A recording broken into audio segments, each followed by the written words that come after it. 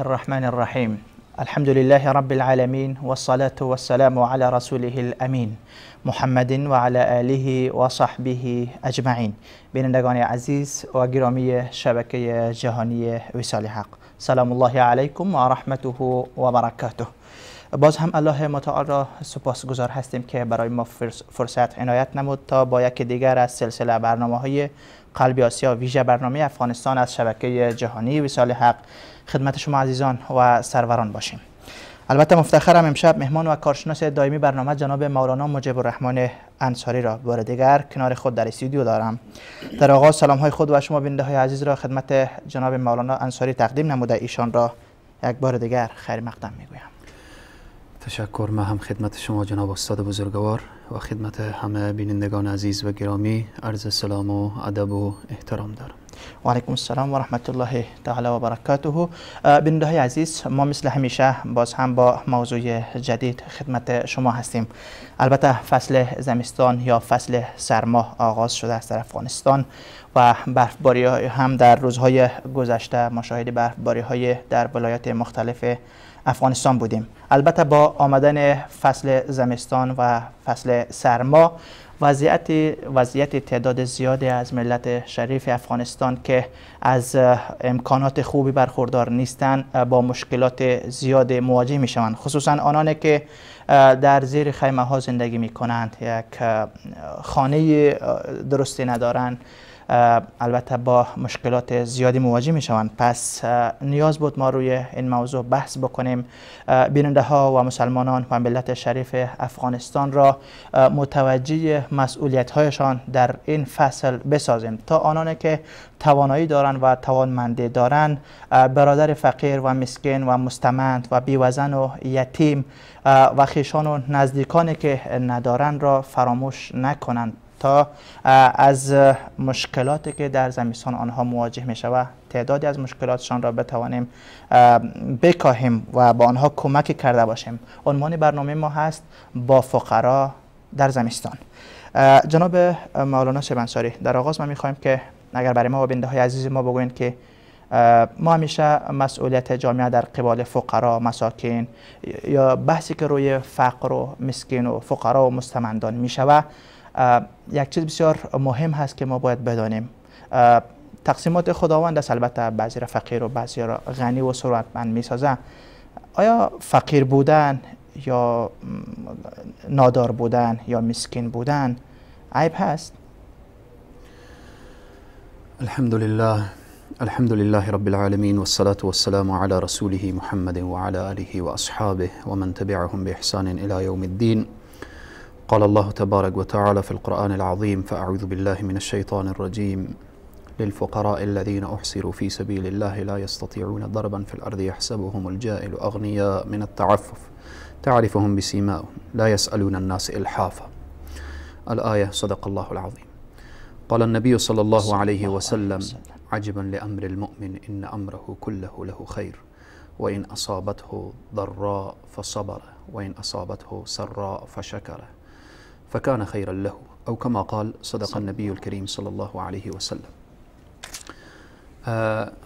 خود مسئله فقر و مسئله فقیر بودن، اگر بحث واژه فقر و فقیر بودن و اینها را وقتی نگاه میکنیم، در حقیقت نمی شود گفت که فقر و فقیر بودن و اینها چیز خوب است. یعنی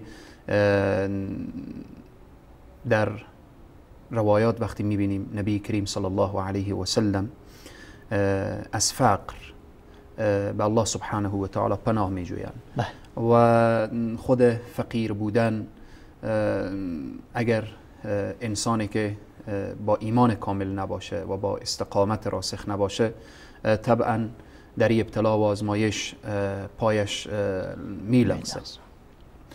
اما به این که شما اشاره نمودیم که آیا فقر عیب هست؟ نخیر، عیب نیست، معیوب نیست. اما میتونیم بگیم که چرا؟ هم یک فقری هست که انسان انسان را معیوب میکنه و یک فقری هست که انسان را به قله های سعادت میرسانه. فقری که میشه گفت که عیب هست، فقری میشه گفت که واقعا از او فقر باید به خدا پناه جست. چگونه فقری؟ یک فقریه که شخص برایش کار میسره، برایش درآمد شرعی پیدا شده، اما غفلت میکنه، شده بار دوش جامعه، خود را در یک گوشه انداختن به تحت نامهای مختلفی که میبینیم بعضی انسانها بار دوش جامعه میشن، گوشه افتادن به تحت نام ملنگ و به نام فلان و به نام فلان، و یا این که من نمیخوام که به دنیا آلوده باشم و از دنیا جدا باشم و در این راستا گوشه نشین اینها را انتخاب میکنه که خود گوشه نشستن و خود دور شدن از جامعه به خاطر ترک دنیا خود ازی یک آفت هست، یک مرض هست. و یا این که بعضی انسان ها الله سبحانه تعالی برای اینا سرمایه داد، همه نعمت الهی برای از اینا ارزانی شد، اما پول و سرمایه خود را به هوا و به هوس و به اینها به راههای غیر مشروع مصرف کردن و الان شدن فقیر. این فقر یک ننگه، یک عیبه که شخص متوجه نشده، قضیه اسراف قضیه. یا مثلا یک انسان بوده سرمایه دار، با همنشین های بد شده معتاد، حال فقیر شده، یا قمار زده و کلا باخته، کل فرمودی شما تمام سرمایه خود را در قمار باخته، حالا شده فقیر. این در حقیقت فقریه که عیب هست، معیوبه. هر کس انگشت انتقاد طرفش قرار میده که از نعمت الهی نتانستی صحیح استفاده کنی. اما فقری که من میتونم به صراحت کامل بگم که بر علاوه که عیب نیست، بعضی فقرها افتخار هست. یعنی چگونه افتخاریه؟ به اینه که یک فقیر وقتی که فقر دامنگیرش میشه، مشکلات دامنگیرش میشه، این صبر از خود نشان میده، استقامت نشان میده، ثابت قدمی نشان میده. الله سبحانه و تعالی در قرآن از مهاجرینی که اونها فقیر بودن توصیف میکنه. للفقراء المهاجرین الذين اخرجوا من دیارهم و اموالهم، للفقراء المهاجرین للفقراء الذين احصروا في سبيل الله. آیه مبارکه. مهاجرینی که قصد هجرت را داشتن، میخواستن طرف هجرت برن، میخواستن به طلب علم برن، میخواستن، اما چی چیز مانع هجرتشان شد؟ اونها در حقیقت مهاجر هستن، چون با اون نیتی که در دل داشتن جز مهاجرینن، اما سرمایه نداشتن که به هجرت برن، سرمایه نداشتن طرف طلب علم برن، سرمایه نداشتن زاد راه لبن. للفقراء الذين احصروا في سبيل الله لا يستطيعون ضربا في الارض يحسبهم الجاهل اغنياء من التعفف. اینها الله سبحانه و تعالی بیان میکنه که اینها فقیرانی هستند که دست دراز نمیکنن، به کسی وانمود نمیکنن که من فقیر هستم، اما اگر کسی عاقل باشه از چهره اونها میشناسه، میفهمه و میدانه که اینها فقیرن. الله سبحانه و تعالی در کلام حمید و مجید خود در قرآن ثبت کرده فقرایی که در راه فقر و مشکلات و مصائب از خود صبر و استقامت نشان میدن. الله سبحانه و تعالی این فقرا به سایر فقرای دنیا به عنوان اسوه و الگو معرفی میکنه. پس به اینه که وقتی که ما نگاه میکنیم روایاتی که از نبی کریم صلی الله علیه و سلم در این باره اشاره شده، رسول اکرم صلی الله علیه و سلم دعا میکردن. جز دعاهای رسول الله اللهم اینی اسألک، رسول صلی الله علیه و سلم از خداوند سوال میکردن، از الله سبحانه و تعالی طلب میکردن چی؟ فعل الخیرات و ترک المنکرات و حب المساکین. رسول صلی الله علیه و سلم میگن یا الله بر من توفیق بده که کار نیکی را انجام بدم، مرا بالاخره توفیق بده که از کارهای منکر خود را باز بدارم، ترک بکنم، و همچنین محبت فقرا و مساکین را در دل من ایجاد بکن تا من فقرا و مساکین را دوست داشته باشم. یعنی فقیری که از خود صبر و استقامت نشان میده، محبت از او نه تنها بگیم در دل ما، رسول صلی الله علیه و آله از الله طلب میکردن یا الله محبت فقیر و مسکین را در دل من ایجاد بکن. سینه ای که او سینه چند مرتبه شرح صدر شده، محبت مساکین در او سینه جا میگیره و رسول صلی الله علیه و سلم طلب از الله سبحانه و تعالی میکنن.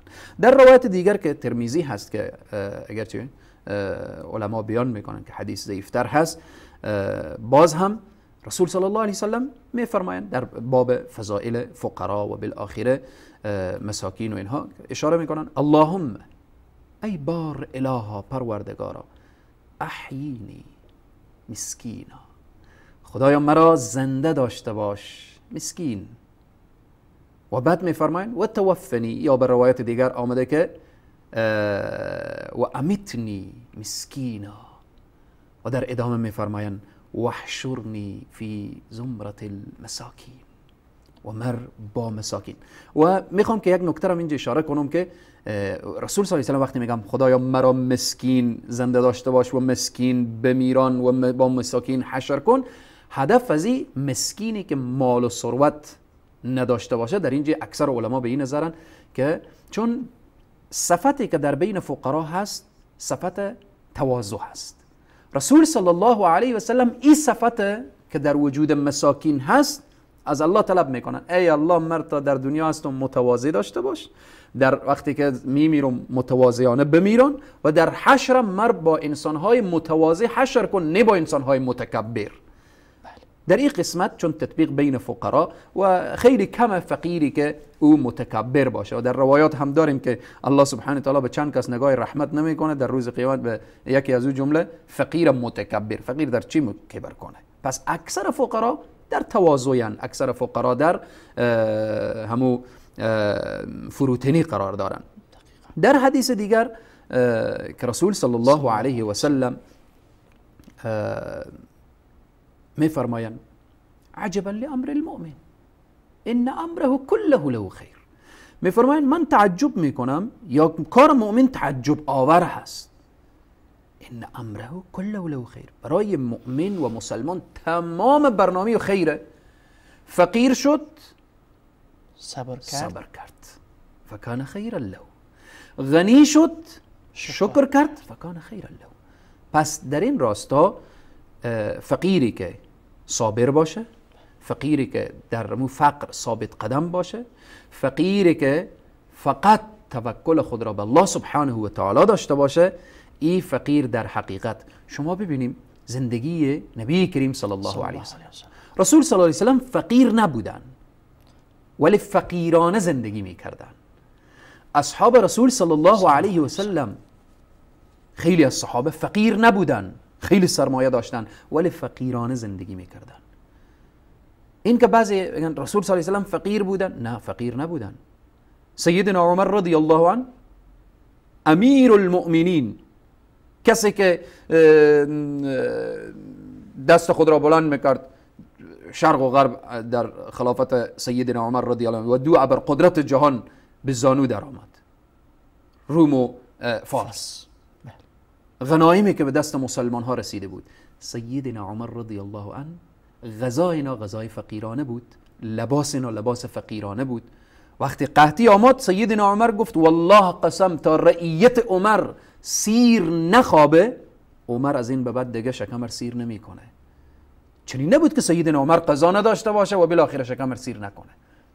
اینه که یک فقیر وقتی در فقر خود صبر و استقامت نشان داد، در حقیقت میشه که محبوب رسول صلی الله علیه و سلم، محبوب الله سبحانه و تعالی، محبوب جامعه و بهترین. همچنین در روایات دیگر داریم که رسول صلی الله علیه و سلم تشویق میکنن که کسی که بیرون میشه به طلب رزق و روزی حلال و از آبله کف دست غذا به دست میاره و با او چیزی که به دست میاره صبر و استقامت و نشان میده، دست دراز نمیکنه. و در این راستا رسول صلی الله علیه و سلم میفرمایند که این انسانیه که الله و رسولش او را دوست داره. تشکر، سلامت باشید. از خلال صحبت‌هایتان من اینگونه برداشت کردم که هر فقر البته عیب نیست، بجز اون فقری که انسان را به انحراف بکشانه، به بی‌صبری و اینها بکشانه که انسان بی‌صبری بکنه و در مقابل مشکلات. البته صبر نکردن باز چیزی خوبی نیست که انسان صبر نکنه در مقابل مشکلات. اگر فقر انسان را به این چیزها میکشانه که پیامبر صلی الله علیه و سلم از همچون فقر به خداوند پناه بردن و پناه خواستن. اما فقری که انسان را به تواضع و انکساری و عاجزی و تضرع میکشانه، این فقر خوبی است. درست است؟ طبعا.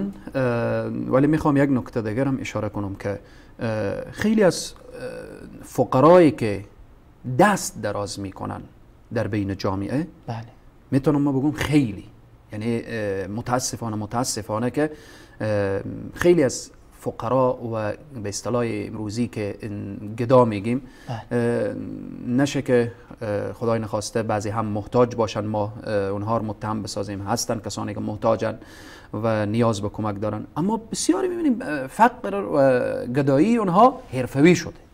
حالتی شده که اینهایی که دست دراز میکنن برای از این چیزی باید داده بشه، اما فقیر اصلی رو باید شناسایی کرد. فقیر اصلی ما در افغانستان جناب استاد بزرگوار، شاید نه که به تحقیق به یقین، ما معلمینی داریم که متاسفانه حکومت ما نسبت به معلمین خیلی بسیار بی‌توجهی میکنه. معلمینی داریم که معاشی و اندکه، قلیله و هیچ مصارف از او معاش کامل نمیکنه و او معلم با استقامت کامل، خب لباس زیبام داره، بسیار منظم، و کوچه و بازار هر کدام هم میبینیم میگیم جناب استاد السلام علیکم، جناب استاد السلام علیکم. اما چنین معلمینی داریم، چنین انسانهایی داریم که در بین جامعه فقیر معرفی نشدن، خود را نگذاشتن که به عنوان فقر و بالاخره همونطوری که قرآن اشاره میکنه که جز از چهره اونها شناخت، اما از قیافه شناخته نمیشن.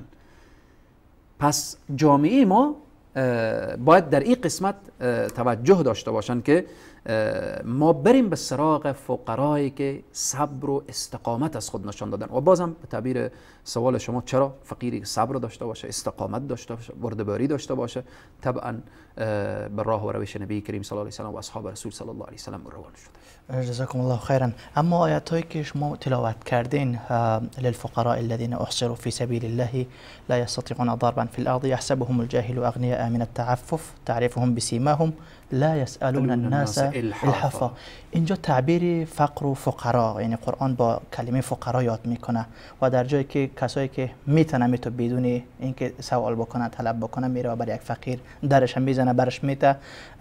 اسلوب قرآن کریم اینجا فقرا استعمال میکنه، اما جای دیگه برای اونها سائل یا سائلین اسلوب این رو اختیار کردن، قرآن کریم استعمال کرده. یعنی یک فرق هم قرآن گذاشته میان کسایی که میطلبن و دست دراز میکنن و میان کسایی که تعفف و پاکدامنی اختیار میکنن. اگرچه قرآن هم نسبت به سائلین هم اشاره میکنه که کسی که سوال هم میکنه نباید او را ناامید کرد.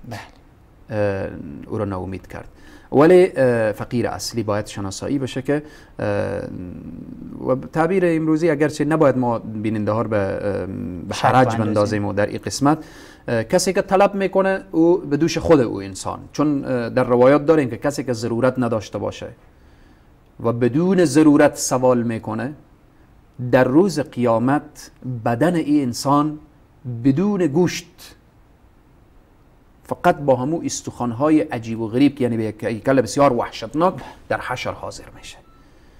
یعنی باید فقرای ما هم در این قسمت متوجه باشند. پس اینجا وظیفه علما هست که اگر چنین فقیر رو میشناسن، مثلا در یک جامعه زندگی میکنن، میفهمن که این سوال یا گداگری که میکنه یک حرفه شده برش، یک پیشه شده، در حالی که داره، خیلی سرمایه‌دار هست، یعنی باید متوجه بسازه اینها را از طریق منابر. این حدیثی که شما خواندین، این حدیث باید برای همچون گداگرا خوانده شود. جناب استاد بزرگوار یادم آمد از یک داستان و یک قصه به دروازه زیارت شیخ الاسلام ابو اسماعیل هیروی. خب طبعا فقرا نشسته هستند، ملنگ هستند یا فقر؟ به تحت نام فقیر و مسکین و ملنگ و بالاخره، اما شاید هم بعضی پلنگ باشن.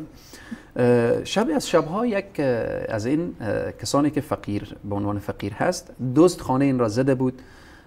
گفتن که 70,000 افغانی از خانه از نقد دزد برده.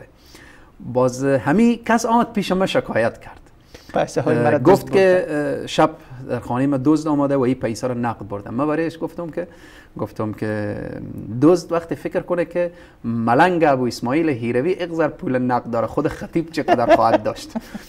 به هر حال یعنی در این حالت ها هست. حتی در بعضی جاها دیده شده که یک فقیری که دست دراز میکرده وقتی که فوت کرده بعد از مرگش دیدن که پیسه زیاد و بالاخره سرمایه زیادی از او به جا مانده.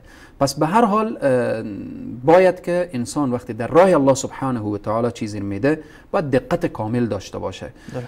و ما امروز خیلی فقرای در همین زمستان داریم که زیر خیمه ها نشسته هستند و بالاخره در این راستا از این قبیل داستان ها زیاد هست. یکی از دوستا گفت که فقیری آمد برای من گفت که فقیرم و بالاخره چیزی ندارم و کمک کن. گفت دست خور کیسه خود کردم که چیزی بدم برای او.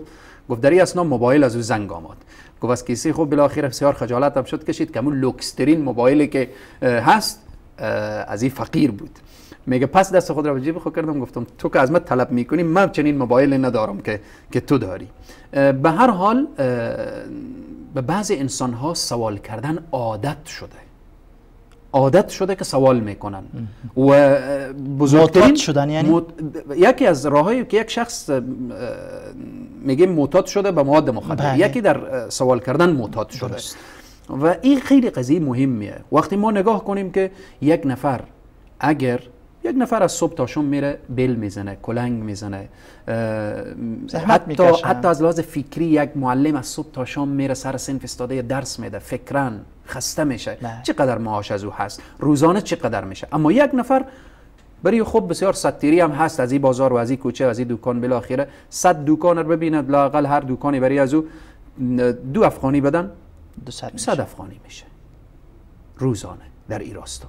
پس بناهن یعنی دست کم در شرایط کنونی لازم و ضروره که فقرا باید شناسایی بشه. هدف از مطرح کردن این حرفا هم است که باید ما فقیر اصلی رو تلاش بکنیم. اینه که فردا اگر کسی دست دراز کرد یخنی او را بگیریم که تو بالاخره در این راستا ما باید فقیر اصلی شناسایی بکنیم و یک کسانی هم که دست دراز میکنن نباید زود گمان ما با اینها خراب بشه. و در این راستا چون ظن المؤمنین خیرا، اگر واقعا دیدیم که شخص فقیر نیست و سوال میکنه ما مسئولیت داریم و متوجه بسازیم. حدیث برش بخوانیم. مثلا وقتی میفرمایند که انصر اخاک ظالما او مظلوما، صحابه گفتن یا رسول الله شما میفرمایید که برادر ظالم را کمک کن، مظلوم را کمک کن. حالا ظالم مظلوم که همینه که در کنار استاد میشیم از حق دفاع میکنیم، اما ظالم را چگونه کمک کنیم؟ گفتن دستی را از ظلم کوتاه کنیم، او بفهمانیم که این کار تو ظلمه، این حرکتی که میکنی گناه هست، معصیت هست در این راستا. پس بزرگترین خدمت انما المؤمنون اخوه همینه. فقیر در دکان خود بشانیم، درسته او علم نداره، او از راه خدا واقف نیست.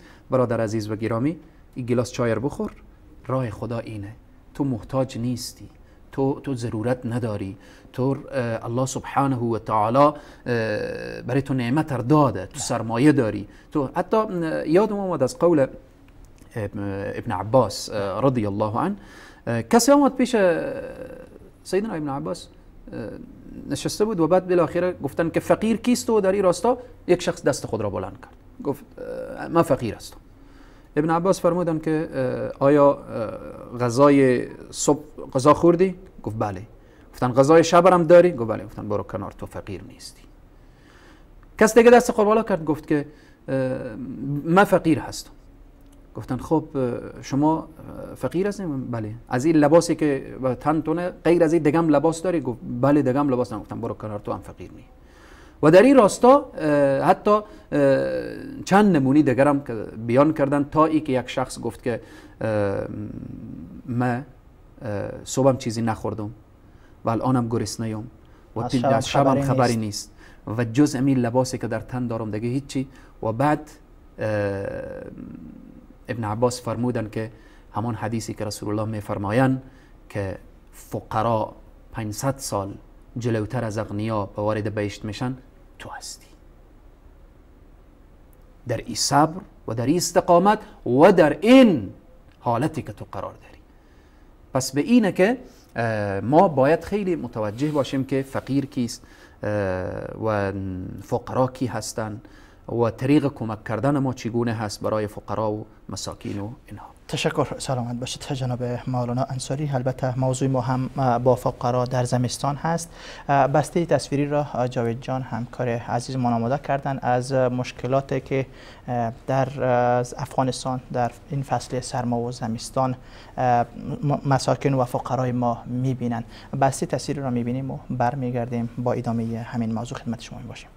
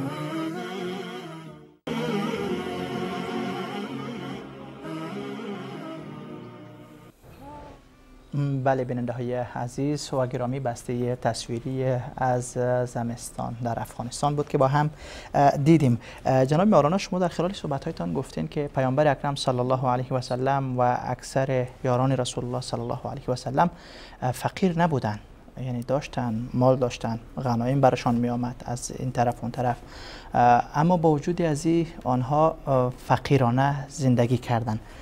حالا ما چطور میتونیم در میان ملت، در جامعه خود همچون چیزی را احیا بکنیم، همچون حسی را احیا بکنیم که ما داشته باشیم اما باز هم زندگی فقیرانه را ترجیح بدهیم، یا حداقل اگر خود فقیرانه آماده نمیتونیم بکنیم یا فقیرانه زندگی کردن نمیتونیم، به فقرا، به مساکین رسیدگی بکنیم که کمک به آنها کرده باشیم، خصوصا در این فصل زمستان. پس امی حسی همدردی و همکاری را در فصل زمستان با فقرا ما چطور میتونیم احیا بکنیم؟ اصلا خود حس همدردی و همکاری برای دیگران، شما ببینیم یک دوران به نام دوران جاهلیت بود، همین حس مرده بود. در دوران جاهلیت حس همکاری، حس همدردی ایج نبود، حتی با جگرگوشی خود هم که اولادی بود رحم نمی کرد. قرآن آمد، دین مبین اسلام آمد، این حس زنده کرد، حس همدردی و همکاری برای همدیگر. امروزه هم یکی از راههایی که این حس پس زنده بشه و احیا بشه اینه که یک مسلمان آگاهی کاملی از دین داشته باشه. شما ببینید وقتی در قرآن با این واژه ها دقت کنیم، الله سبحانه و تعالی چندین جای قرآن میگه انفقوا یا ایها الذین آمنوا انفقوا، انفاق کنید. یعنی چی؟ یعنی همکاری کنید، همدردی کنید، کمک کنید. قرآن وقتی اشاره میکنه و تعاونوا، یعنی چی؟ یعنی معاونت، همکاری. قرآن اشاره میکنه انما المؤمنون اخوه، به درستی همگی مؤمنین برادر یکدیگر. عجیبه، شما ببینید وقتی که در داخل یک خانه ما زندگی میکنیم، اگر خانه برادر ما سرد باشه، خانه خود ما گرم باشه، خب در چندین مرحله نگاه میکنیم برادر چرا خانه تو سرده، چرا بالاخره خانه را گرم نمیکنی، اطفال تو.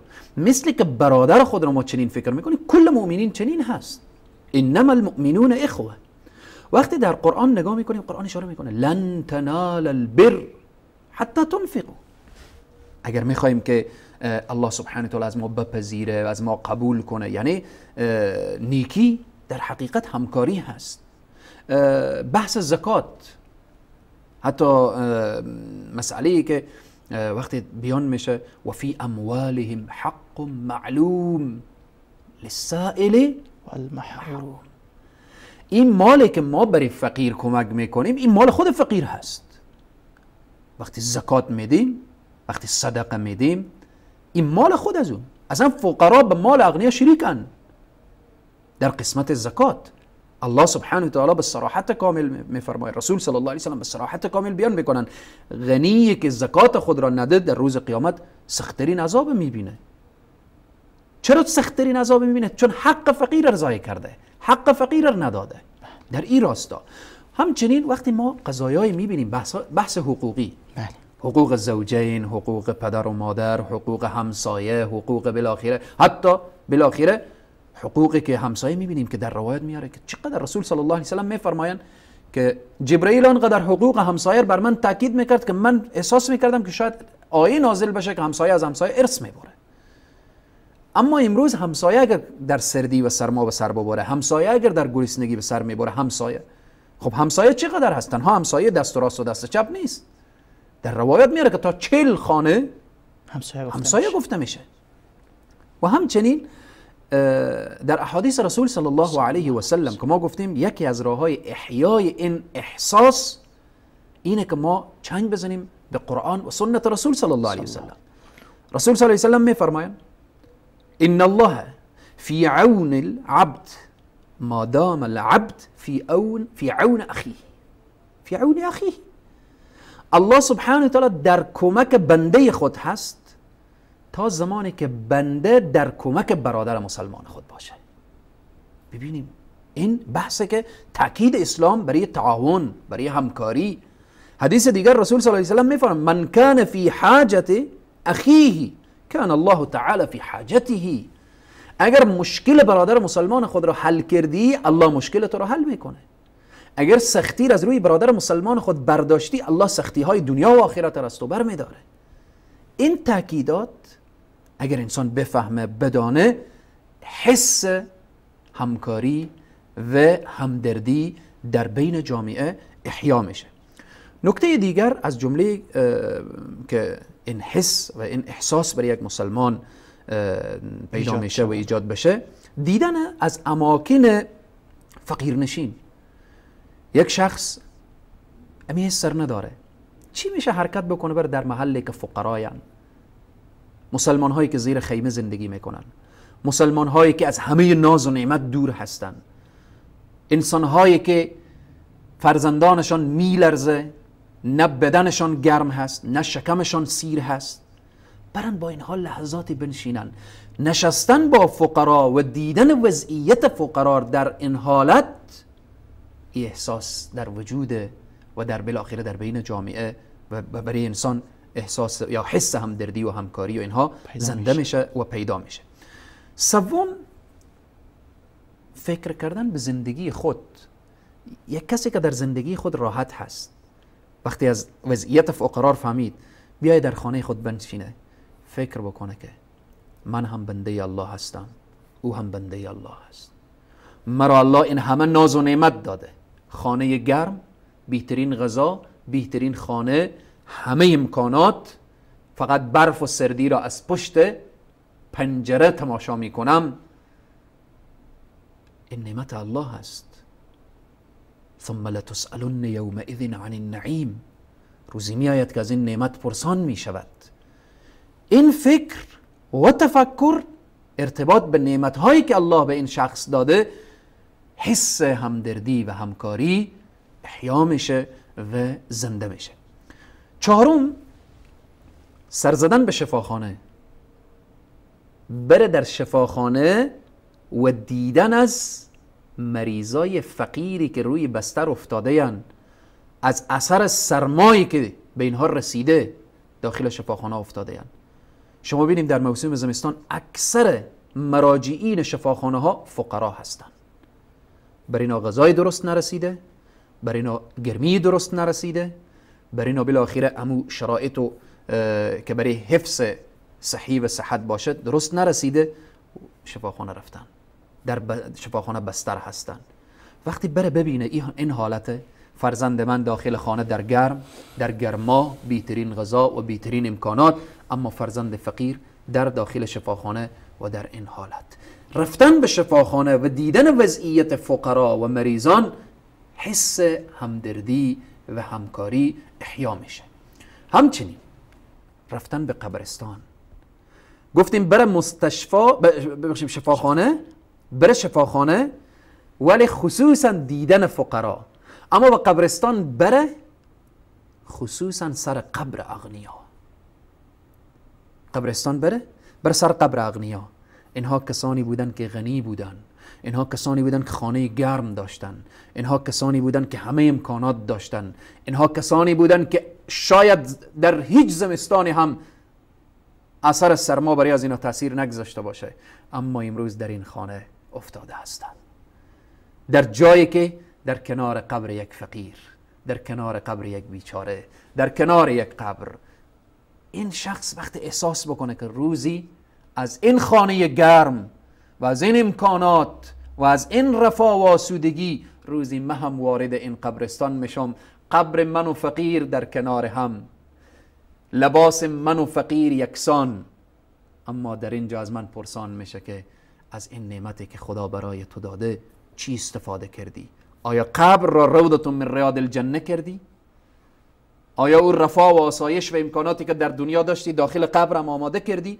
این حس که برای انسان دست داد وقتی از قبرستان برگرده، رسول صلی الله علیه و آله میفرمایند شما در قبرستان بروید. به خاطر چی؟ تزهد الدنیا و تذکر الاخره، تا از دنیا بی رغبت بشیم و متوجه آخرت بگردیم. متوجه آخرت چگونه؟ اینجا انسان رو متوجه میکنه برو دست فقیر رو بگیر، برو بالاخره با فقیر کمک کن، برو به او سرما زده بالاخره به سراغ او فقیر و بیچاره و مستضعف و مستمند و اینها. پس رفتن به قبرستان. دیگر این که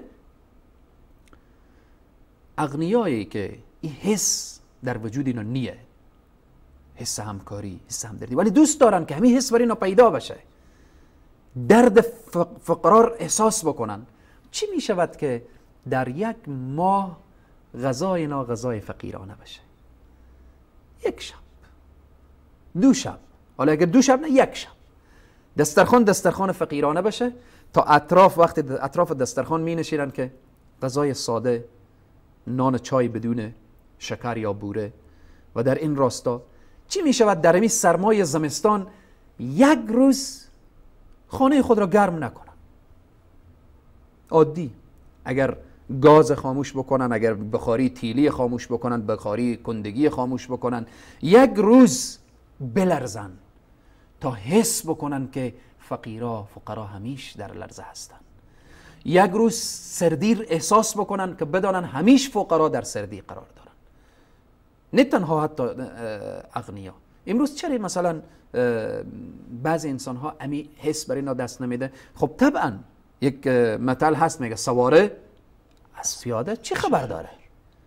کسی که از ابتدای زمستان تا انتهای زمستان خانهش گرم، از خانه گرم بیرون میشه، میایه به موتر گرم مینشینه، با لباس گرم، موتر گرم، از موتر گرم میره به دفتر گرم، تا بخیر به قبرستان سرد که انتقال بخوره اونجا میفهمه، متوجه میشه که من کجا بودم، من چی احساس میکردم در این راستا. خوبی در همینه که دنیا تمام میشه، ذره ذره را هم الله پرسان میکنه. اویی که زیر خیمه هم تیر کرده سر از او هم میگذره. آقای رئیس جمهوری یا امثال و بالاخره وزیر و فلان و هر کسی هم که از فقرا بیخبر نشسته در عمر خورم با آسودگی و آرام تیر کرده، از او هم میگذره، ولی الله ذره ذره پرسان میکنه. فمن یعمل مثقال ذره خیرا یره و من یعمل مثقال ذره شرا یره، ذره ذره حساب. پس حالا غنیه که دوست داره که همین احساس بری و پیدا بشه، یک روز غذای و فقیرانه بشه، یک روز بالاخره خالی از او حالتی به خود بگیره که او احساس درد فقیری و اینها.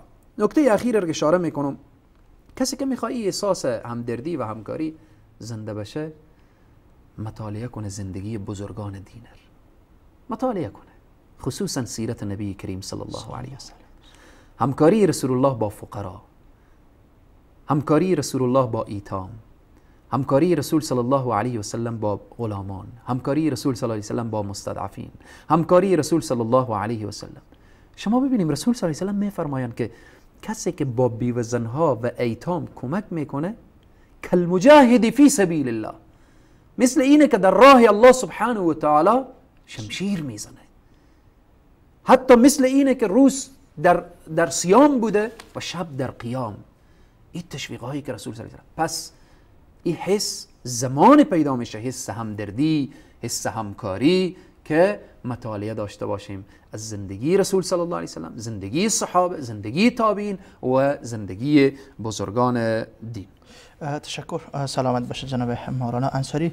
البته در کشور عزیز ما تعداد شاید این حس و این احساس همدردی و همکاری و خرج و خیرات و صدقات برشان پیدا شده، دارن این حس و احساس را، اما متاسفانه دیده شده که رسم و رواج های غلطی که در باب خیرات و صدقات صورت میگیره، مصارف هنگفتی که در این راستا میشوه، مصرف میشه بدون شک، شاید لک ها مصرف شوه به نام خیرات و صدقات و ختم قرآن و فلان و فلان و فلان هرچی که هست. اما افسوسناک اینجاست و تأسف اینجاست که از این خرج و خیرات برای فقیر، برای مسکین هیچ بهره نمیرسه، یک پولم برای اون نمیرسه، هیچ نفعی برای اون نمیرسه. از این طرف این جناب خرج هم میکنه، مصرف هم میکنه. میشه به بعضی این رسم و رواج های غلط اشاره کنین؟ متاسفانه که امروزه در جامعه ما بعضی انسان ها آگاهی ندارن که این رسم و رواج های غلط را انجام میدن. بعضی انسان ها آگاهی دارن ولی به دام شیطان گرفتار شدن، قضیه چشمی و همچشمی و اونها را فریب داده. و طبعا رسول اکرم صلی الله علیه و سلم می فرمایند من احدث فی امرنا هذا ما لیس منه فهو رد. کسی که در دین چیزی را اضاف بکنه و او در دین نباشه او رده، مردود هست. وقتی گفت مردود یعنی مورد قبول الله سبحانه و تعالی نمیشه. اما امروزه متاسفانه به نام، مشکل اینه که به نام دین، مثلا وقتی ختم قرآن میشه به نام سوم و به نام هفتم و به نام چهلم و به نام سالگرد و بالاخره در این راستا بعد کارت توزیع میشه، بلند کارت نوشته میشه جهت رضای خدا و خوشنودی روح پیامبر. اما وقتی نگاه میکنیم به خیلی از ختمای قرآن و محافل امروزی که تحت نام دین برگزار میشه، طعام هم آماده میشه، غذا آماده میشه، اما به دروازه تالار یا قصر و بالاخره همون مکانی که هست میبینیم فقرا دور استادن، یک شخص استاد شده فقرا نمیگذاره به داخل تالار.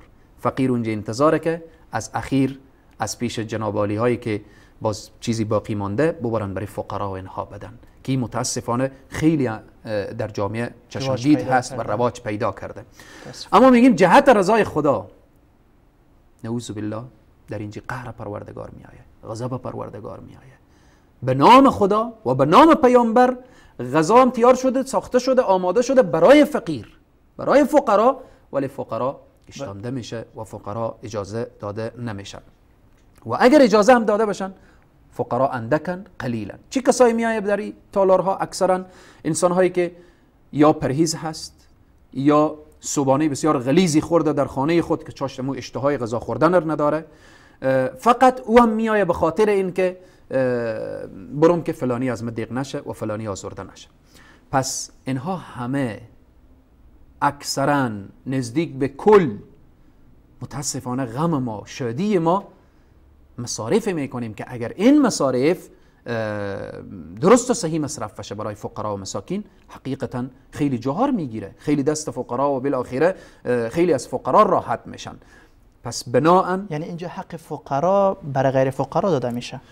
طبعا شما ببینید وقتی بحث از حتی ولیمه میایه، بحث عروسی میایه، عروسی و ولیمه و طعام دادن برای کی؟ برای فقرا. وقتی بحث میگیم ختم قرآن، بیایم یک صدقه بدیم که روی میت شاد بشه و خوشحال بشه و الله سبحانه و تعالی قبول کنه. حالا ما وقتی که قضا میدیم فکر میکنیم که همین غذا که پخته شد دیگه روحی میت شاد شد یا خوشحال شد، یا نه هدف اینه که الله پذیرفت یا نپذیرفت. الله کدام غذا رو میپذیره، کدام طعامی که در راه الله سبحانه و تعالی وقتی که داده شد.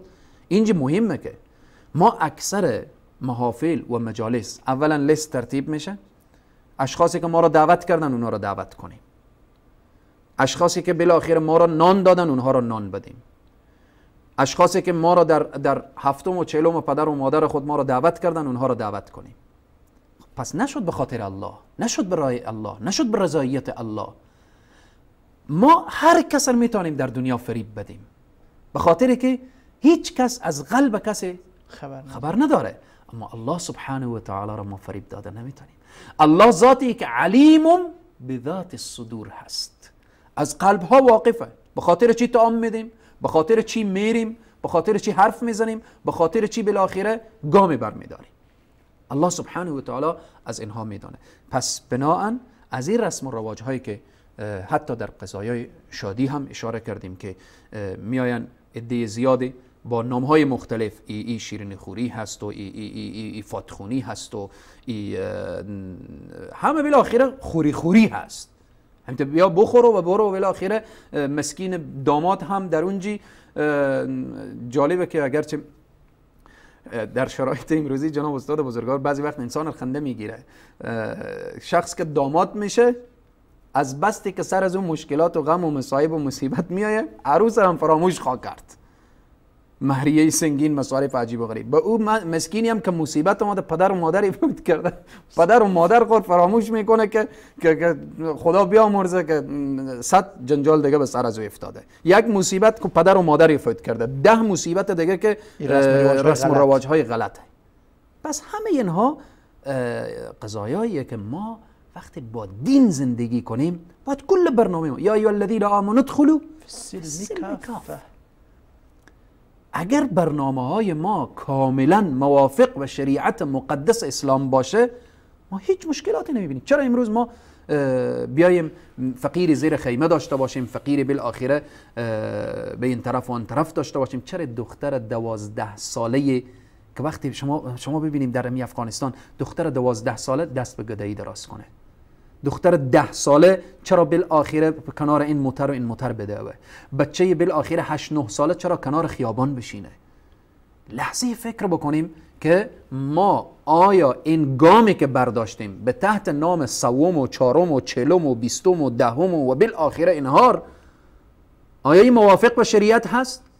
آیا رسول الله صلی الله علیه و سلم وقتی از دنیا رفتن اصحابی که جان خود سپر میکردن به رسول صلی الله علیه و سلم، تیر بیایه به جان رسول الله نخوره، به جان ما بخوره.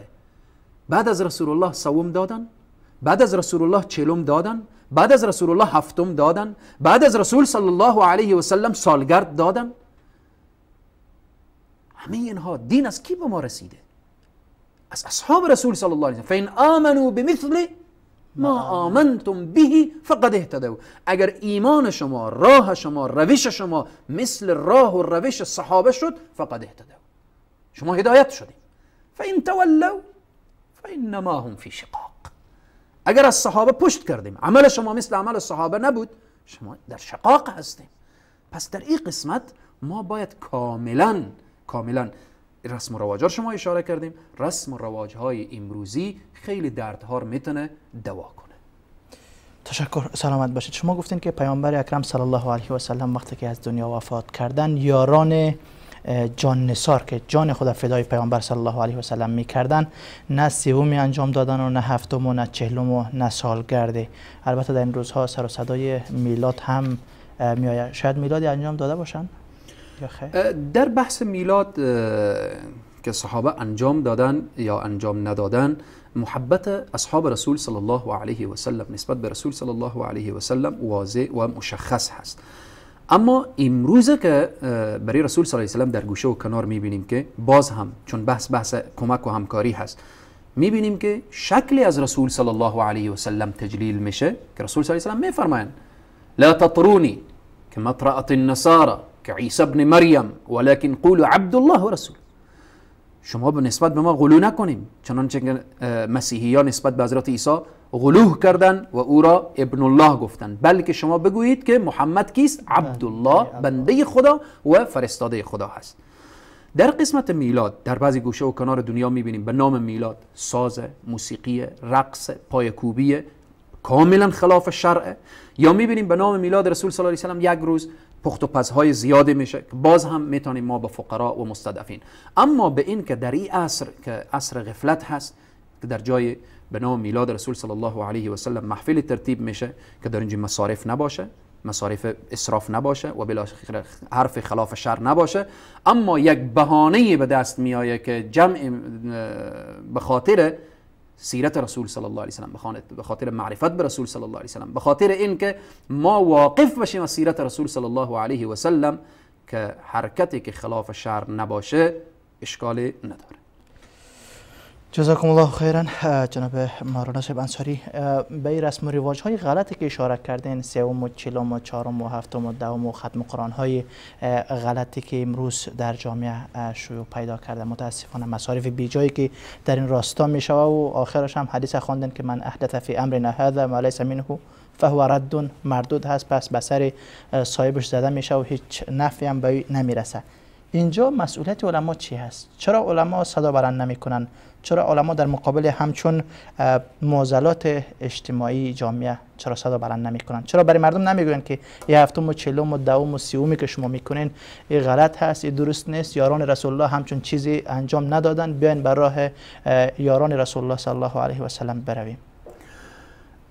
علما اولا در اکثر مناطق وظیفه و مسئولیت خود انجام دادن و انجام میدن. علما در این محافل البته از همه بلند و بالا هم علما حضور دارن. طبعا وقتی ما میگیم که علما، یک عده‌ای از علما تقصیر داره.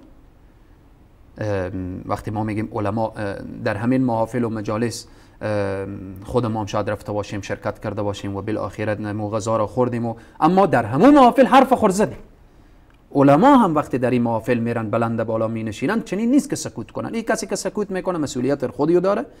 اما در همین محافل و مجالس ختمای قرآن و بالاخره چهلم و هفتم علما شرکت کردن، در همون محافل اشاره کردن و الان اشاره میکنن که بدعت هست، این خلاف شرع هست. و اما متاسفانه که اگر همون غزار مولوی صاحب نخورن و بیرون بشن بهترتر، بیشتر موثر واقع میشه. مولوی صاحب در دروازه تالار میبینه که فقرا را دور منع کردن، داخل شدن وارد شدن نمیماند، چرا داخل میشن مولوی صاحب؟ طبعا ما هم علما رو وقتی که میگیم، خب علما هم در قسمت مسئولیت دارن، اما شما از علما گفتیم چرا نمیگن؟ علما در منابر گفتن، در منابر میگوین، در محلا و در قریه هایی که مسئولیت دارن میگن.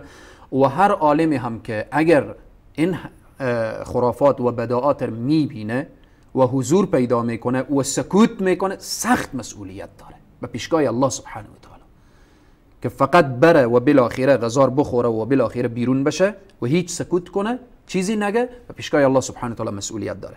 اما من میخوام این نکته اشاره کنم که وظیفه و مسئولیت علما گفتن هست، اما تنفیذ نیست. قوه اجراییه به دست علما نیست که علما بیاین دروازه تالار را ببندن، علما بیاین از ایخن شخص بگیرن، علما بیاین در این راستا. حتی در قضایایی که شما امروز میگیم سوم و چهارم و چهلم و هفتم و هر چی که هست، اما علما رو وقتی نگاه کنیم، علما انگشت شمار هستن، 1 2 3 4 5 بالاخره. این نیست که جمعی از علما و اینها برن یک خرافات را تایید کنن و یک بدعت را تایید کنن. رفتن علما، من خودم شخصا در چندین محفل و مجلس شاهدم که علما همین اعمال نقد کردن، همین اعمال گفتن، همین اعمال بدعت است، همین اعمال ناروا هست، همین اعمال حتی بر سر زیارت ها، سر قبرها وقتی میت دفن میشه علما ایر اشاره کردن. درست. جزاکم الله خیرا. اجازه بدین باز هم میریم به سراغ یک گزارشی که البته فکر میکنم جاوید جان از یوتیوب گرفتن. باز هم مشکلات تعدادی از هموطنان عزیز ما در فصل زمستان و در زیر خیمه ها هست. گزارش را میشنویم، برمیگردیم، با ما باشید.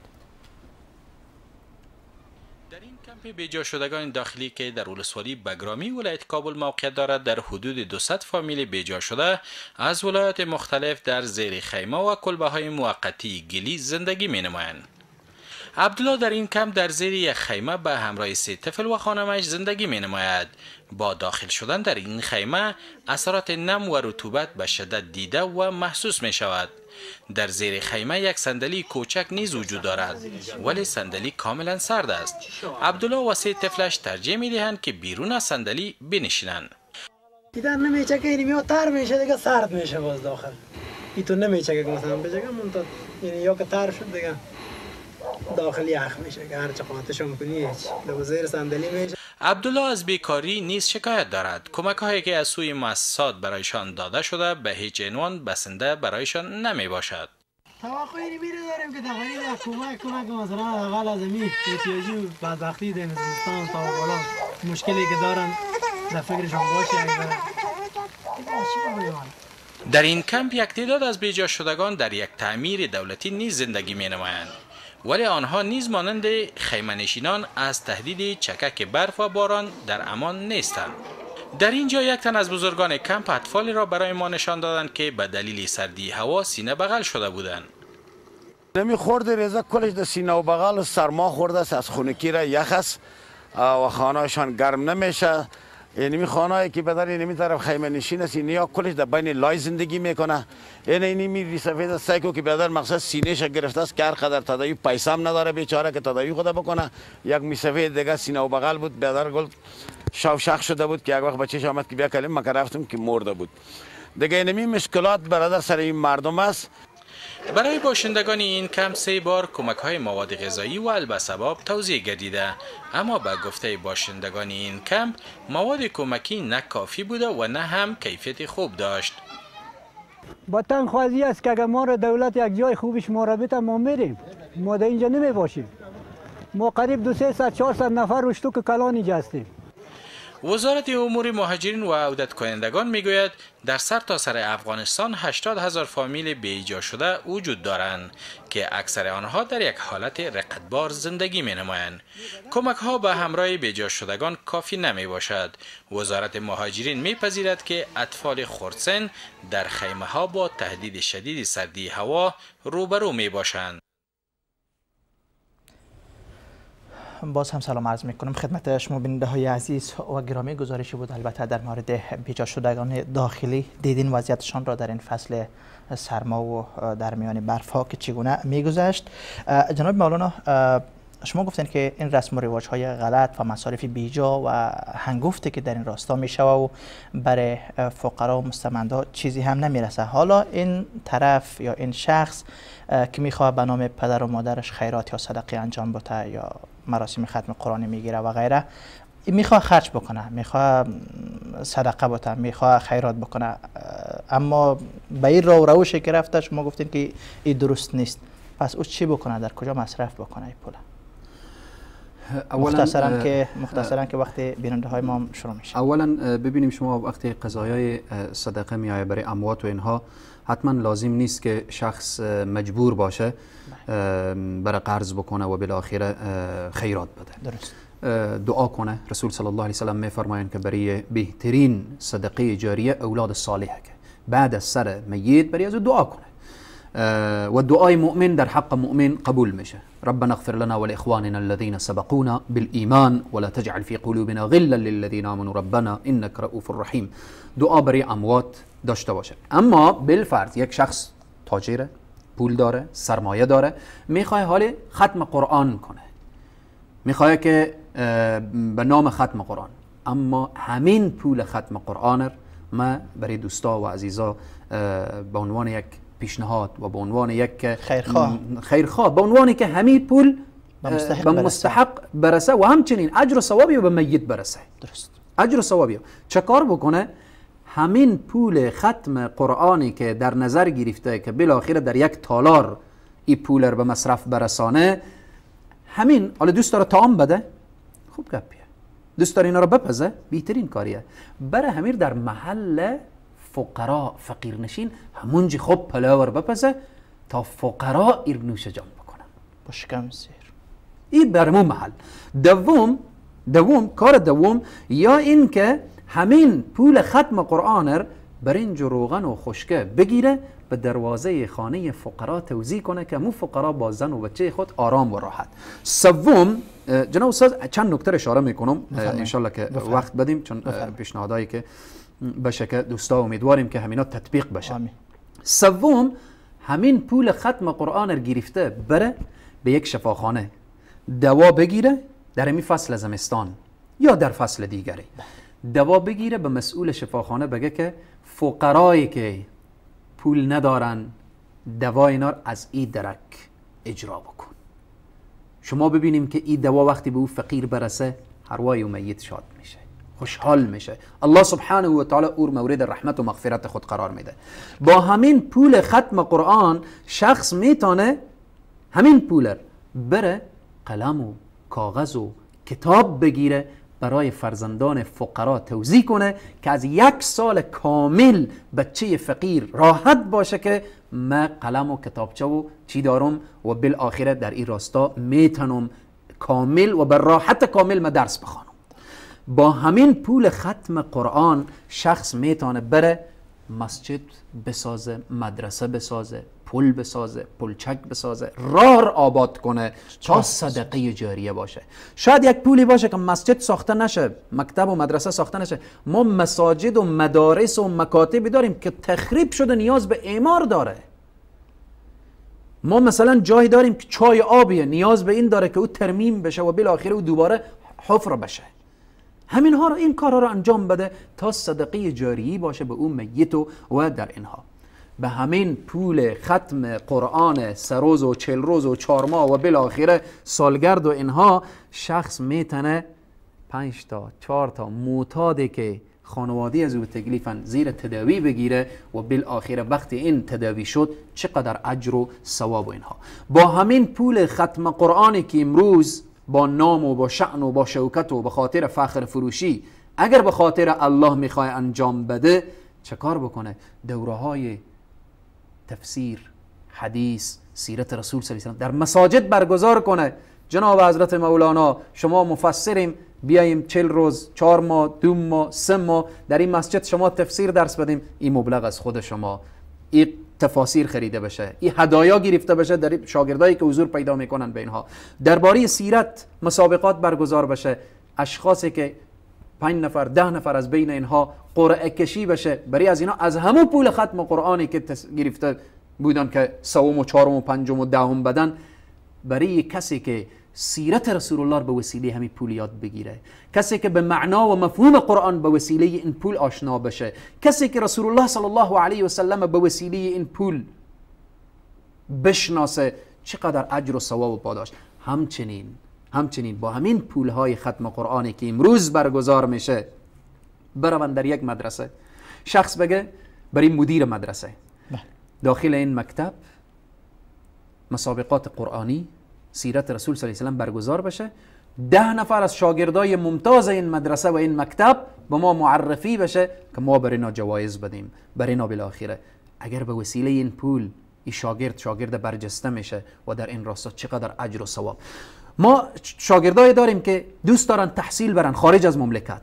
اگر شخص به می پولی که میخوای ختم قرآن برای میت و اموات خود بده صدا کنه تو جوان عزیز، تو استعداد درس داری، کدام کشور میری که درس بخوانی، این مصارف تحصیل تو وقتی علم کسب میکنه چقدر اجر و ثواب اینها. یک جوان در عرصه ازدواج مانده، در عرصه مهریه خود مانده، همین پولها صدا بشه بگیرم این مهریه خود را بالاخره بپرداز، بگیرم این مصارف خود انجام بده، به شرطی که او هم مصارف بیجان داشته باشه، مصارفی باشه که شرعی باشه.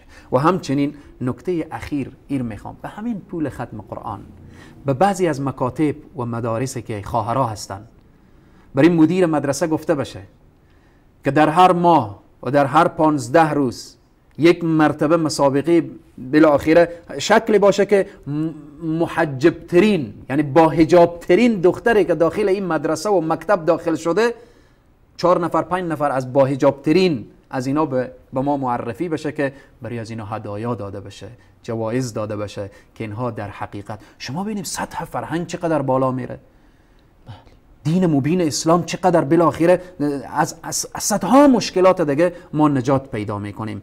اما که امروز متاسفانه که گوش شنوا کمتر هست. قرآن همیشه میگه افلا تعقیلون، افلا یعقلون، افلا تتفکرون، افلا تتدبرون.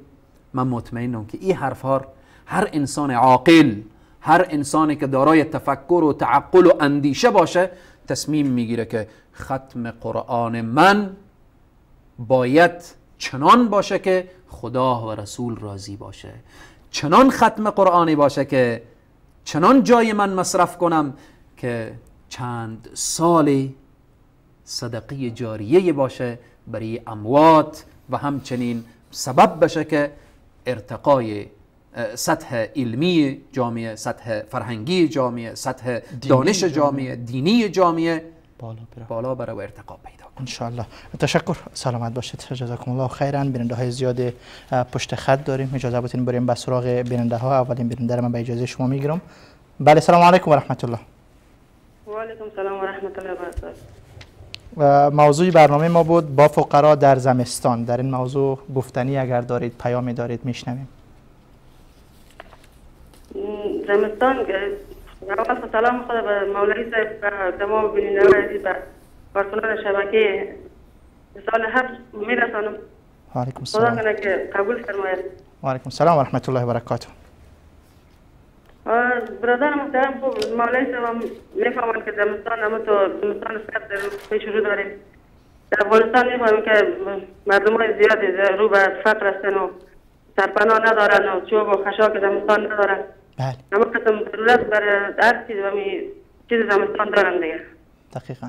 خب بعضی بیوه ها پیدا میشن، بعضی از هستن که شوهر پیر ضعیف دارن، یا مثلا شوهری هست که کار کردن نمیتونن، اولادای زیادی دارن. بله. اینا به کمک چیزا ضرورت دارن. دیگه افغانستان زیر سطر است دیگه، همیشه بیکاری و جنگ و انفجارات و انتحاری زیاد از اولادای مردم از بین میره و شوهرای مردم از بین میره، بیوه میشه مردم. این همه قسم عادت ها روان از افغانستان مولوی صاحب. بله، یعنی شما میخواید که با همچون فقرا و مستمندان باید مردم کمک بکنن، برادران مسلمان و کمکشان برسن، خصوصا در این فصل زمستان که سرما هست. بله باید قسم همچنین مردم باید کمک شوند، ضرورت دارن، به خاطر که فصل زمستان فصل سردی است که خدا نخواسته اطفال مردم از بین میره، زیر خیمه زندگی میکنن. بعضی مردم هستن که چوب زمستان ندارن که یک آتش کنند، خانه خدا گرم کنند، در گرد چری بشینند. تشکر، سلامت باشید خواهر گرامی. پیام شما را گرفتیم، انشاءالله که شنویدن برادران و خواهران ما که به کمک و یاری فقرا و مستمندان در این فصل زمستان بشتابند و برسن انشاءالله. تشکر از شما، خداحافظتان. بیننده بعدی را میگیریم. بله، سلام علیکم و رحمت الله. لطفا صدای گیرنده تان را ببندید بیننده عزیز. سلام علیکم. و علیکم السلام و رحمت الله و برکاته. خوش آمدید بیننده عزیز، بفرمایید. موضوع برنامه ما هست با فقرا در زمستان. تشکر از برنامه خوبتون استاد محترم. خواهش میکنم. تشکر از شما. همسایه که بخاطر ختم قرآن دوست رفته دوات میکنه، رفتن دواتش قبول کردن، همش خوردن قانون است که جنید که جایز نیست. میشه دوباره تکرار کنید؟ صدایتون قطع وصل است. امی دوستا همی اندواله که دوات میکنن خاطر قرآن دول خورد رفتن میکنه کردن نانش خوردن جایز است. درست است، یعنی کسی که سوال میکنه و نانی از او را دوستاش خورده میتونه یا نه؟ درست است؟ نه، یعنی ختم قرآن میکنن، عاب میکنن، ختم قرآن میکنن، دعوت میکنن به خانه ما ختم قرآن. درست است. گرفتیم سوالتون رو. سوالتون رو گرفتم بنده عزیز. تشکر از تماستان. خداحافظ. بنده بعدی را میگیریم. بله، سلام علیکم و رحمت الله. بله، سلام علیکم. بله، سلام علیکم و رحمت الله. بله سلام علیکم. و علیکم السلام. بله خوش آمدید خواهر گرامی. موضوع ما هست با فقرا در زمستان. فقرا به نظر شما چه مشکلاتی دارن و چه نیازمندی هایی دارن؟ ملت و مردم چی باید بکنن در راستای همکاری با ایشان؟ همکاری است که اطفال ما در زمستان است و سمانه میشه از چوب دیگه، از نان خوردن، از چیز دیگه کالا پوشیدن، دیگه رزق دیگه نمی رزق به شکل الله میده، الله شما یک سبب کنه دیگه با دیگه. بله واسه ما نمیشه غریبی دیگه، اشتکداری است چی کنیم دیگه. شوهر ما نیست 3 سال شد، 4 سال است اون نیست فوت کرده. درست. او کدی چی ورم هستم بیخی واسه ما نمیشه از چیزی نی. خودم مریض هستم، تفلکارم خورد است، بچه ما است 12 ساله خورد بچیم. یک بچه ما است چیز 7 ساله دیگه، 2 دختر جوان دارم دیگه، 3 دانه خورد است اولاد دیگه. درست است دیگه چوب واسه ما نمیشه مثلا یک خروار 9,000 پسته دیگه. مشکلات خانه چی می باشه به شما دیگه نه خونه که خداوند کمکتان کنه. خواهر گرامی البته صدای شما را شنیدن. بیننده عزیز ما یقینا وظیفه دارند که در این فصل زمستان به سراغ فقرا و مستمندان و بیوه‌زنان بروند تا دست آنها را بگیرند. تشکر از شما. سلامت باشید. دیگه چیز هستم بیادر چیز دیگه، قرضدارم هستم، قرضدار زیاد قرضدار هستم، مشکل زیاد است. بله گرفتیم پیامتان را خواهر گرامی. امیدوار هستیم که بیننده هایی که شنیدن و توانمندی دارند به سراغ و همکاری این فقرا و مستمندان برسند. تشکر از شما. خداحافظ. دیگه غریب هستم که شکا واسم نمیشه دیگه و قرضدارم زیاد هستم و ولی اشتکا میتر بان گوش بده خوب خوراک بده از اون واسم نمیشه دیگه. چی کنیم دیگه بالله خدا حواله کردیم دیگه. خدا سر شما رحم کنه. آمین آمین آمین. تشکر. یک نیست که به اشتکا کالا بنین بخریم، این یک واسه نداریم، از چبلق واسه نداریم، اشتکا مریض میشه. یک نیست که در پا باشه بریم چیز بریم دکتر. تشکر خواهر گرامی، تشکر از تماستان. خدا حافظ. بیننده بعدی را میگیریم. بله سلام علیکم و رحمت الله. علیکم السلام و رحمت الله. خوب است؟ تشکر. سلامت باشید بیننده عزیز. موضوع برنامه ما هست با فقرا در زمستان. بفرمایید. بله ما میخواستم راجع به این موضوع صحبت داشته باشم. بله بفرمایید. صحبت می بود راجع به از این که همه سرمایه‌دارا خود زیادن تو افغانستان، خب متاسفانه که این زکات و چیزی که اینا به حساب بسر از اینا میشه اینا به صورت صحیح نمیدن. درست. خوبه که علمای ما یک طریقی کنن مثل بعضی از علمایی که تشیع هستن یا بعضی دیگه فرقه ها میگیرم، این زکات اینا جمعوری میکنم و ترتیب جور میکنم برای فقرا که باز اولار ثبت نام میکنم به یک مرکز اور توزیع میکنم. اگر این یک طریق بشه این بهتر به حساب میشه که فقرا به حق خود برسن. درست. پیامتون گرفتیم بیننده عزیز. امیدوار هستم که علمایی که صدای شما و من را میشنوند. بله من توریالای هستم، از هرات صحبت میکنم و همچنان ببخشید که اول نگفتم و سلامای گرم خودم برای مجری برنامه و همچنان برای مجموعه سید مجموع رحمان تقدیم میکنم. السلام و رحمت الله و برکاته. تشکر از تماستان و پیشنهاد خیلی جالبی داشتید. امیدوار هستم که علما در این راستا البته دست به کار شوند. تشکر از تماستان بیننده عزیز. خداحافظتان. خداحافظتان. بیننده بعدی را میگیریم. بله سلام علیکم و رحمت الله. بله سلام علیکم. و علیکم سلام. سلامت باشید. خواهر گرامی بفرمایید. موضوع برنامه ما هست با فقرا در زمستان. این تو مشکلات داریم بیادر دیگه ما. بله. شوهرم معیوب است. کاربار نیست، خود ما خیاطی میکنیم. گاهی میشه گاهی نمیشه. بله.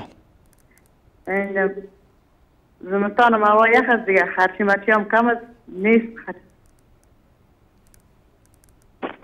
بله. پنج دختر دارم، یک بچه. خداوند حفاظت بکنه اولادایتان را و شما را از سر آنها کم نکنه. البته همه فقرا و مساکن کشور عزیز ما نیازمند هستند. امیدوار هستیم که پیام ما و شما به گوش آنها برسه و به یاد شما، به کمک شما و سایر فقرا و مستمندان کشور عزیز ما برسه. بله. دیگه نمیتون مشکلات داریم دیگه بیادر ما. در خانه کرایه هستیم، یک چکاو نیست در خانه، بچه‌م از 1 ساعت دور میره و میاره.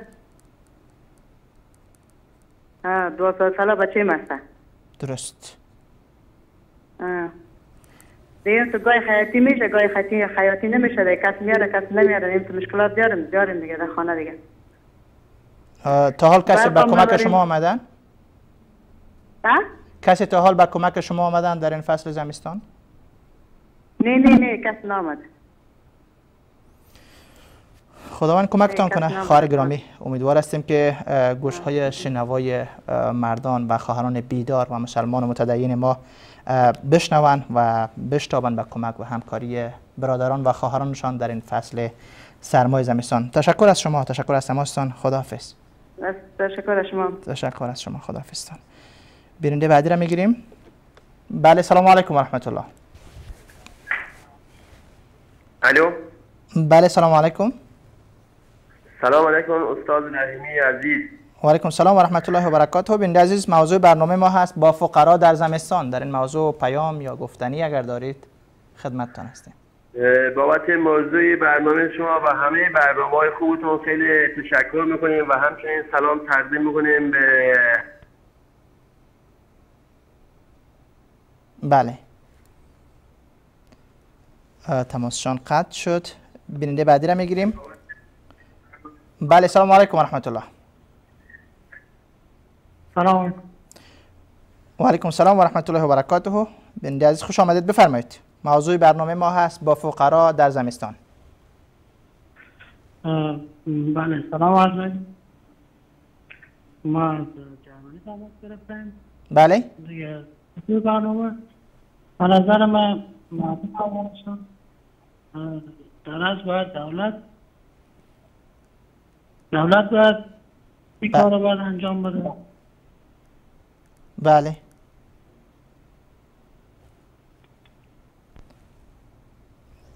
تماسشان قطع شد متاسفانه. بیننده بعدی را میگیریم. بله، سلام علیکم و رحمت الله. سلام علیکم و رحمت الله و برکاته. و علیکم سلام و رحمت الله و برکاته. بیننده عزیز خوش آمدید. موضوع برنامه ما بود با فقرا در زمستان. بفرمایید. تشکر. اول سلام دارم خدمت مولانا پیوندساری و خدمت شما استاد رحیمی عزیز و تمام بیننده‌های عزیز شبکه جهانی و صالحه. و علیکم سلام و رحمت الله و برکاته.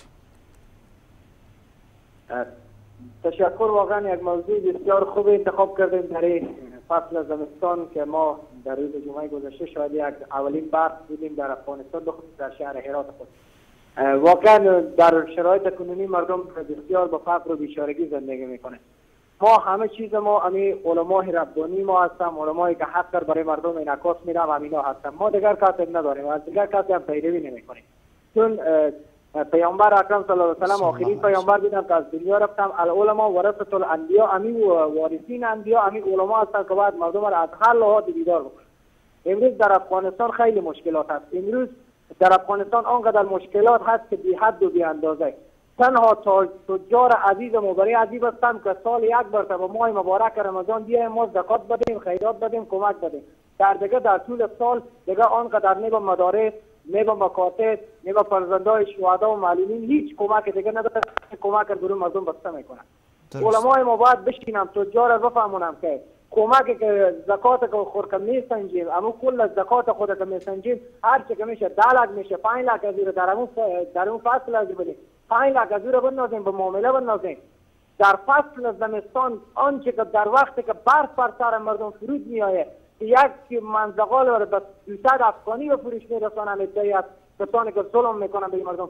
بیایم شما همو به مو وقت بگیریم برای مردم همو ادامه همو زکات خود برای مردم کمک کنیم. این کار علما میتونن بکنن، این کار یک عوام نمیکنه. من یک عوام هستم، من فقط از علمای خود میخوام که این کار رو باید بکنن. امروز طوری که جناب مولانا صاحب اشاره کردن ارتباط به این میلاد شریف، بیایم جمع بشیم. عوض از این که میگیم سکه میزنیم یا خیرات میدیم چه کار میکنیم، بیایم جمع بشیم. همین قشر جوان بیایم همینه که عشق و علاقه دارم که از میلاد رسول خدا تشکیل کنم، بیایم شما جمع بشیم اینا رو بخوایم. همین پولی که با کمک و برنج اینا چیز میکنه امور شما کلان باشیم که امینان را دروا شما باشم. همون پول و همون برنجی که جمع میکنم اینا رو به همون راه اصلی که شما میخوایم به همون راه به مصرف برسه. اما متاسفانه که امروز در افغانستان آنقدر دشمن کار کرده، بخصوص در شهر ما هر سال در هرات خود محفل داشتیم ارتباط به میلاد در منطقه گازرگاه شریف. اما از زمانی که مولانا صاحب رفتم همونطور هیچی کردم که حتی سال یک مرتبه علما از سر تا سر افغانستان هجوم می آوردم. ما علمای خود از نزدیک می دیدیم، این برای ما جای افتخار بود. صحبت های می شد ارتباط به نبی اکرم صلی الله علیه و سلم که ما خیلی موجودات در طول سال نمیشنیدیم، ولی در اون روزا میشنیدیم علما از هر گوشه افغانستان این موضوع صحبت میکردن. دست دشمن آنقدر کار کرده که این مراسم ها این محفل‌ها هیچ چی کرده. اگر تکیه هم به جای میزنی یک بی‌تعد میگن مثل مردم از نام بی‌تکی بیرون میکنن، در حالی که ملت هرات عشق و علاقه داره که از همون طوری که دشمن جنگ فراگیر در داخل افغانستان آورده، امروز در عاشورا تمام هرات سیاه‌پوش میشه. اما در 12 ما میخوایم که سفیدپوش کنیم. همینطور که دشمن سیاه‌پوش میکنه ما میخوایم سفیدپوش کنیم که ما عزا نداریم، ولی میخوایم که تجدید کنیم که نسل افغانستان بدانم که همین روز میلاد هست. باید ما متوجه باشیم، مسابقات علما باید برگزار بکنم. ما باعث افتخار ما هستم. بیایم ما را از سیرت پیامبر آقا بسازن. این وظیفه علما است، این وظیفه یک عوام نیست. بیایم همین کارا رو علمای عزیز ربانی و فقط ما جناب مولانا صاحب میخوام که یک اشاره داشته باشیم.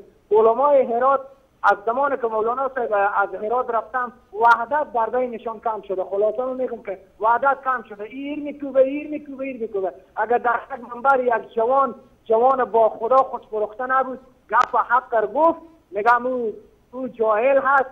دیگه چسبایی هم به جان از او جوان عزیز ما میزنه که امروز الحمدلله در شهر خود جوانای بسیار با خدای داریم که گپ حق میزنه و هیچ کس هم زنده نیست. سپاسگزاری میکنم از شما، وقت شما. تشکر محمد شفیع جان امینی، تشکر از شما و از صحبت‌های خیلی جالبتان. تشکر از تماستان. خداحافظ.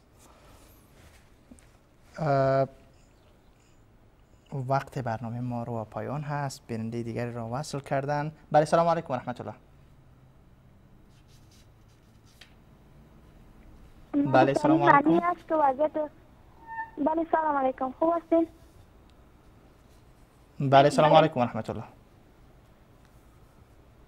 سلام علیکم و رحمت الله و برکاته. خوب هستین؟ و علیکم سلام و رحمت الله و برکاته.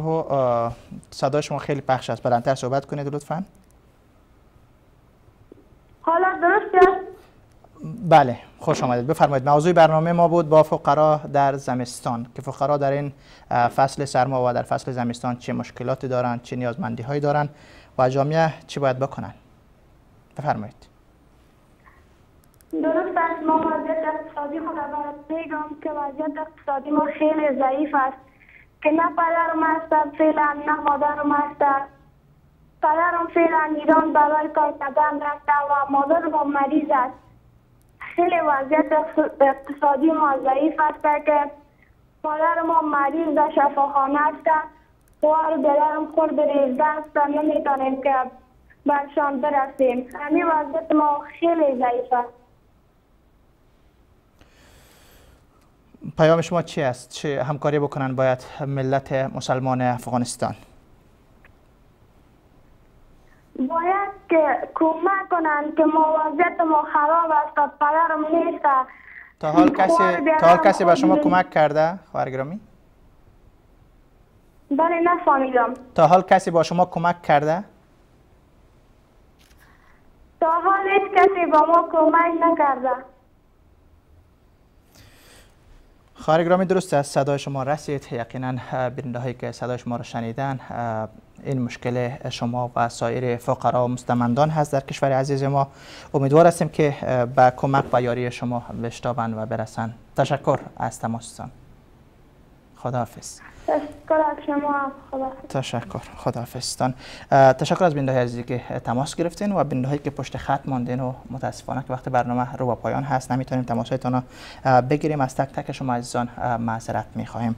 جناب مولانا دقایق پایانی برنامه هست. البته یکی از بیننده های ما وظیفه دولت یا مسئولیت دولت را هم پرسیدن که در این فصل زمستان دولت چی وظیفه و مسئولیتی داره. اگرچه در لحظات اخیر قرار داریم وظیفه دولت و هم وظیفه ملت که ما هر دور با هم جمع کنم. حکومت در رأس که مثلا خود رئیس جمهوره، در همین فصل زمستان اگر انسان بخواه از او سوال کنه که جناب آقای رئیس جمهور آیا در این فصل زمستان اگر شما را قسم بدیم آیا لحظه شده که شما احساس سردی کرده باشیم داخل خانه خود؟ آیا لحظه شده که در این فصل زمستان که اکثر ملت افغانستان از برق محرومن برق خانه شما آقای رئیس جمهور قطع شده باشه؟ آقای وزیر برق شما قطع شده باشه؟ وزرا که هستن.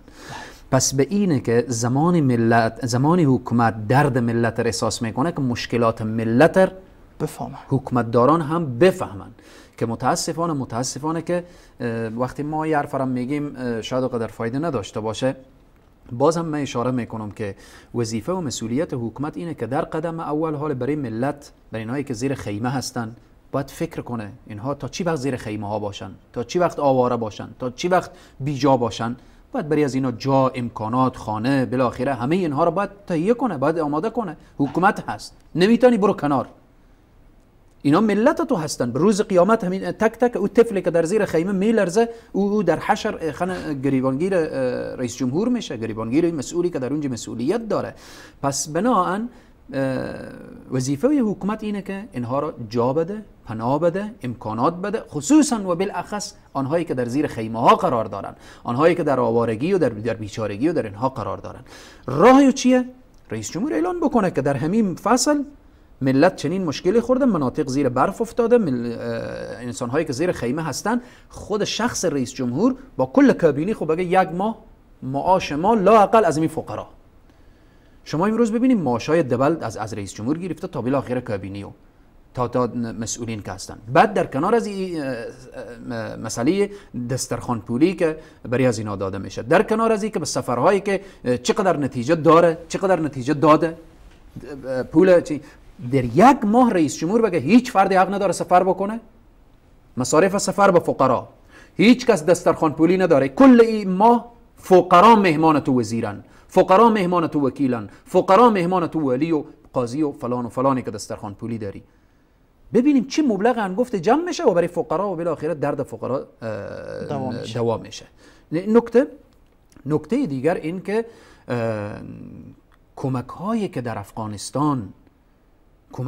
افغانستان سرازیر میشه از هر طرف، یک و بحث دیگری خود حکومت باید انسانهای صادق بیاره سر کار، کل وزارت اتاقای تجارت، ریاست های اتاقای تجارت تجار جمع بکنه و بعد بگه شما تجار عزیز و گرامی در این ماه مسئولیت داریم که اینقدر برای فقرا باید کمک بکنیم. از اغنیا گرفته بشه برای فقرا داده بشه. این وظیفه و مسئولیت حکومت و اینها. اما میمونه قضیه ملت، مسئولیت ملت. ما فکر میکنیم که هر کس که حسابی دلاری شد باز کمک کنه. یعنی اگر حسابی به افغانی بود 5000 افغانی، 10000 افغانی، 2 لک افغانی، 10 لک افغانی داشت، این دیگه کمک نکنه. هر وقت حسابی به دلار شد این دیگه میره جزء تجار میشه، دیگه ما به توقع داشتیم که این برای فقرا کمک کنه. خیر چنین نیست. الله سبحانه و تعالی در آیات زیاد اشاره میکنه که نمونتاً اشاره میکنه، میفرماید لیبلوکم ایکم احسن عملا. در اینجا آمده که احسن عملا، الله از ما احسن خواسته نه اکثر. در آیه دیگه الله سبحانه و تعالی میفرماید لیجزیهم الله احسن ما كانوا یعملون. بازم نگفته اکثره، گفته احسنه. آیه دیگه میگه انا لا نضیع اجر من احسن عملا، بازم احسن گفته. در آیه دیگه میگه اولئک الذین نتقبل عنهم احسن ما عملوا. در حدیث رسول صلی الله علیه و سلم میفرمایند اتقوا النار ولو بشق تمرة. شما خود را از جهنم وقایه کنیم ولو به نصف خرمایه باشه. اصلا خود فقیری که 5 شبانه روز غذا داره ایثار بکنه 1 شبانه روز غذای خود را بده برای فقیری که فقیرتر از او هست. در این راستا رسول صلی الله علیه و سلم میفرمایند فمن لم یجد، اگر حتی نصف خرمای را شخص نیافت. شما ببینیم از چی صحبت میکنه رسول صلی الله علیه و سلم. اگر نصف خرمای را کسی نیافت که برای فقرا بده، پس فکلمه طیبه. تو فقیر لااقل دیگه کاری کردن نمیتونی، با خانه فقیر دیگری سر بزن، با او یک تبسمی داشته باش و بالاخره سخن نیکویی داشته باش. پس همه ما باید دست به دست هم بدیم. لازم نیست یک برادر روزانه 100 افغانی عاید داره، از 100 افغانی خب 20 افغانی برای فقرا بده. یک نفر 50 افغانی عاید داره، 5 افغانی برای فقرا بده. به اینه که انما المؤمنون اخوه، به اینه که وتعاونوا علی البر والتقوى، به اینه که ما المسلم اخو المسلم. پس همه ما مسئولیت داریم، همه ما به طور عموم و خصوصا تجار عزیز و گرامی ما، به طوری که برادر ما محمد شفیع جان اشاره کردن که تنها اکتفا به ماه مبارک رمضان نشه که والا من زکات خوردادم دیگه مسئولیت ندارم.